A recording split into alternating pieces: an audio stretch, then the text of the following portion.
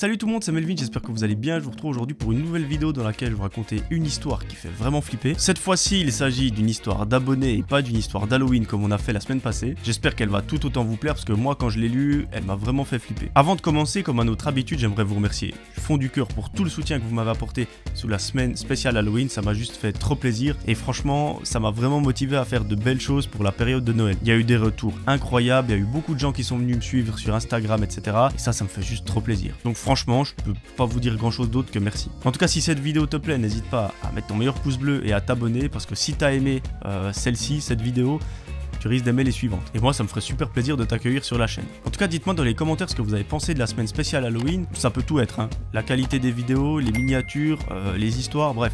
Mettez ce que vous voulez, mais moi, ça me ferait plaisir de voir un petit peu ce que vous en avez pensé. Comme ça, si jamais je pourrais ajuster 2-3 trucs avant le mois ou la semaine spéciale Noël. De temps en temps, j'ai des commentaires de gens qui me disent que les histoires sont trop détaillées, que ça met trop de temps à arriver vraiment au but. Donc, profitez aussi de me dire si vous préférez des histoires moins détaillées et peut-être en mettre 2 par vidéo, ou si vous préférez une histoire comme je fais maintenant, donc une seule histoire par vidéo et qui est bien détaillée. Moi personnellement, je suis plus dans le sens où faire une histoire par vidéo et bien détaillée, c'est mieux parce que ça nous permet de se mettre vraiment dans cette histoire et d'avoir un contexte. Donc n'hésitez pas à me le dire et comme ça je serai fixé. Mais gardez à l'idée que peu importe ce que je ferai, ça ne plaira jamais à tout le monde. Si demain j'enlève des détails et que je fais des vidéos plus courtes, les gens qui aiment les détails et les vidéos longues, ils vont moins aimer, mais d'un côté les autres ils vont adorer. Donc finalement on n'arrivera jamais à satisfaire tout le monde. Bref, j'ai assez blablaté, je vous prends pas plus de temps que ça, je vous propose d'éteindre la lumière de là où vous trouvez et on est parti pour l'histoire.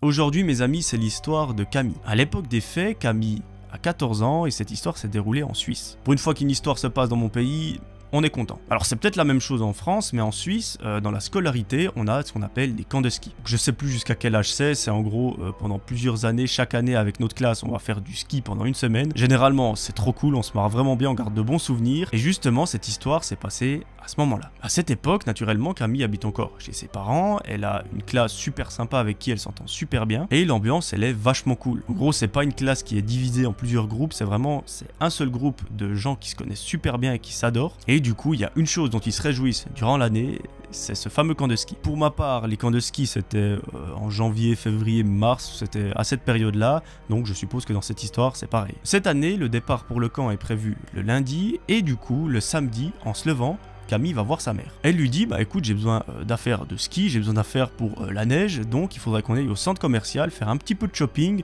pour que je sois vraiment prête. Pour sa mère, il y a zéro souci, elle a prévu de passer la journée pour ça, en gros elle va aller acheter tout ce qu'il faut pour qu'elle ne manque de rien une fois qu'elle sera dans la montagne. Et du coup, vers 13 h, Camille et sa maman se rendent au centre commercial. Là-bas, la première chose qu'elles font, c'est de se mettre au restaurant, commander un petit plat et de manger. Une fois terminé, elles se rendent en direction de la boutique de sport, là où il y a absolument tout ce qu'il faut pour un camp de ski. Là, il y a une étape cruciale qu'on a approximativement tous fait lorsqu'on est parti en camp de ski, c'est le choix de la paire de ski et des chaussures. Ça met juste une plombe à trouver des chaussures qui tiennent bien, qui sont de la bonne taille, qui sont juste adaptées à nous. Et du coup, elle nous raconte que là, ça lui a pris 1 heure. Donc au bout d'1 heure, la seule chose qu'elles ont pour le camp de ski, c'est une paire de skis et des chaussures. Il manque encore 2-3 petits trucs. Mais bon, elles ont le temps, on est samedi, il n'y a pas grand chose d'autre à faire de toute manière.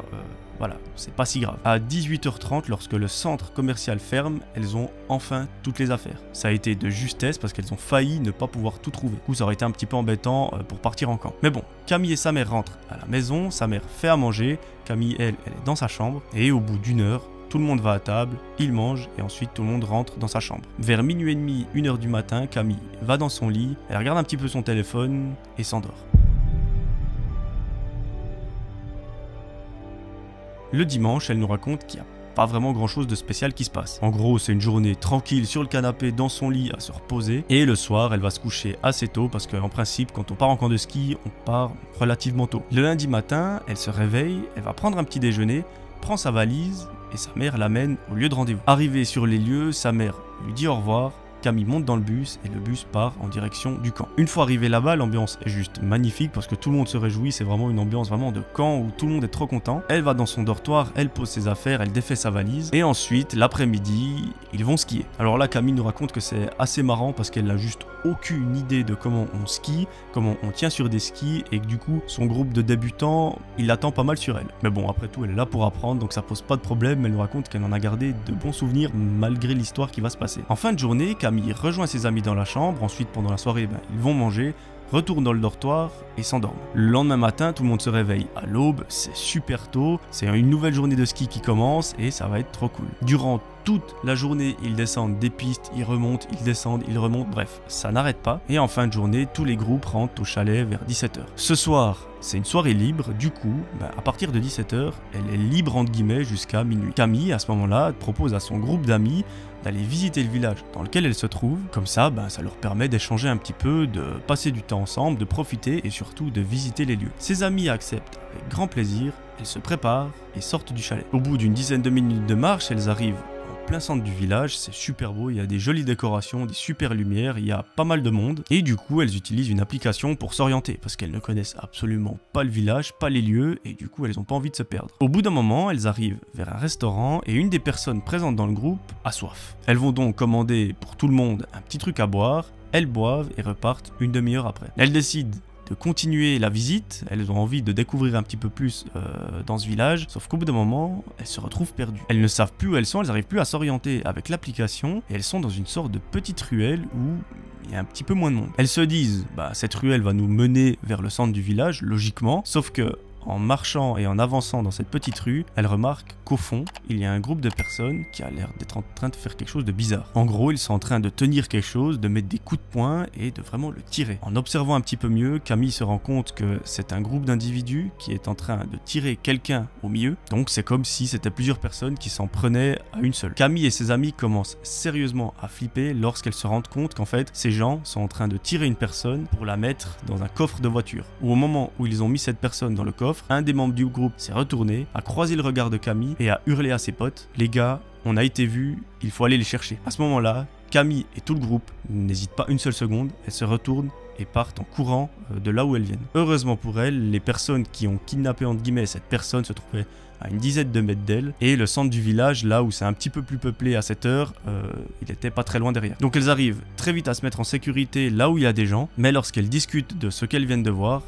une amie de Camille dit « Est-ce que vous êtes au courant qu'on vient d'assister à un kidnapping ?» Avec l'adrénaline, le stress, la peur, etc., c'est vrai qu'elles ne s'en sont pas toutes rendues compte, mais elles ont bel et bien assisté à un enlèvement. Là, le groupe d'amis ne sait pas trop comment réagir, elles savent pas si elles doivent contacter des gens qui sont dans un restaurant ou quoi, si elles doivent retourner au chalet, avertir les moniteurs et le directeur du camp pour qu'ils fassent les choses qu'ils doivent faire, appeler la police, etc. C'est la deuxième option qu'elles choisissent, elles rentrent le plus vite possible au chalet, avertissent le directeur pour lui dire « écoutez, on vient d'assister probablement à un enlèvement, il faut appeler quelqu'un ». Le directeur a l'air tout paniqué, il prend le téléphone, appelle la police et lui explique ce qui vient de se passer. Le policier au téléphone n'a pas l'air d'être plus choqué que ça, il lui dit voilà, on va mener une enquête, on va aller voir sur place si on trouve des détails. On peut que vous conseiller d'être prudent, mais voilà, on n'a pas plus de pistes que ça pour l'instant. Camille nous raconte que la fin de soirée est un petit peu spéciale parce qu'elles ont toujours en tête ces images d'une personne qui se fait enlever de façon assez brutale par un groupe d'individus. Mais voilà, c'est pas non plus invivable pour elle. Elle continue la soirée et vers 23h,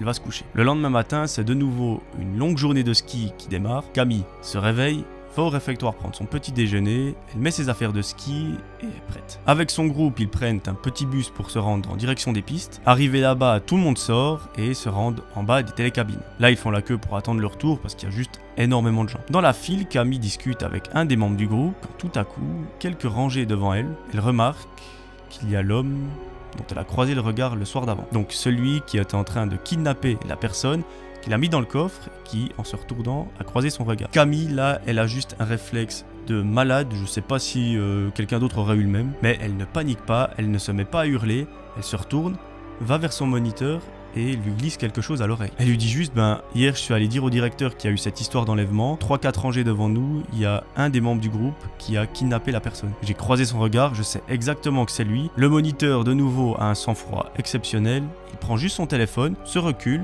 et appelle la police. Il leur dit, vous vous souvenez, hier on a appelé pour dire qu'il y avait eu un enlèvement, etc. on a la personne qui est juste devant nous, enfin une des personnes du moins, est-ce que vous pouvez envoyer une patrouille? Heureusement, la police arrive à envoyer assez vite une patrouille, mais malheureusement, ça n'a pas été assez rapide. Effectivement, le temps que la police arrive sur place avec leur voiture, la personne qui était dans la rangée, donc l'agresseur entre guillemets, a pris une télécabine et est monté en haut des pistes. Mais heureusement, le moniteur a dit à ses élèves, on va monter en même temps, on va le suivre, discrètement évidemment, comme ça on pourra toujours donner des indications à la police. C'est qu'au bout d'une heure de descente, de montée, de descente, de montée, que la police arrive enfin à attraper l'individu en bas des pistes. Donc en gros, lui, il a tapé sa meilleure descente et arrivé en bas, il y avait quelques policiers qui l'attendaient. Ils ont pu l'arrêter. Malheureusement, on ne sait pas si les autres membres du groupe ont été arrêtés, si c'était effectivement un enlèvement, si c'était une blague ou quoi. Personnellement, je pense pas que ce soit une farce. La personne avait quand même l'air d'être vachement dangereuse, même dans son regard, etc. Mais au moins, ce qui est sûr, c'est qu'aucun des élèves qui participaient au camp n'a été blessé ou même kidnappé. Donc j'ai envie de dire tant mieux, mais par contre, de nouveau, on ne sait pas si les gens ont tous été arrêtés et surtout, qu'est devenue la personne qui était dans le coffre. Mais bon, on croise les doigts pour qu'il ne lui soit rien arrivé et qu'elle a été retrouvée en bonne santé, et qu'aujourd'hui elle vit sa vie comme si de rien n'était. Voilà, c'est la fin de cette histoire et par la même occasion de la vidéo, j'espère qu'elle vous aura plu. En tout cas, moi j'ai pris un réel plaisir à la raconter. En tout cas, si vous l'avez apprécié, n'hésitez pas à mettre votre meilleur pouce bleu et votre meilleur commentaire. Je réponds à tout le monde, pas dans le jour qui arrive, mais en principe ça va assez vite. Et voilà, je crois que je vous ai tout dit. En tout cas, merci encore une fois pour tout le soutien que vous m'apportez tous les jours, ça me fait super plaisir. Moi je vous promets de vous retrouver très vite pour de nouvelles vidéos, de nouveaux concepts, etc. D'ici là, j'aimerais que vous preniez soin de vous. C'était Melvin, ciao tout le monde.